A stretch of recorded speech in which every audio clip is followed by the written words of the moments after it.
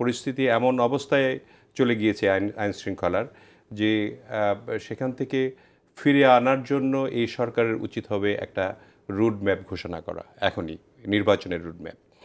এই জন্য নির্বাচনের রুট ম্যাপ এবং নির্বাচনের রুট ম্যাপ ঘোষণা করলে হয়তোবা আমার মনে হয় যে এই ছাত্ররা বলেন বা ডেভিলরা বলেন, তারা একটু চিন্তা করবে যে আগামীতে রাজনৈতিক সরকার আসছে, কাজে আমাদের জবাবদিহি করতে হবে। এখন তো কোনো জবাবদিহি নাই, যার যে ইচ্ছে তাই করছে। এবং এমন অবস্থা যে আপনার দেশের বিভিন্ন স্থানে হামলা হচ্ছে, বিএনপির নাম দিয়েও হামলা হচ্ছে, সেগুলি সবগুলি নিয়ে কিন্তু আমরা উদ্বেগ প্রকাশ করেছি।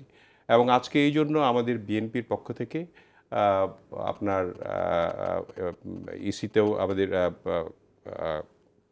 নির্বাচন কমিশনেও মিটিং করা হয়েছে এবং শিগগিরই এই বিষয় নিয়ে আমাদের ডক্টর ইউনূস সরকারের সঙ্গে আমাদের স্ট্যান্ডিং কমিটির মেম্বাররা বসবেন।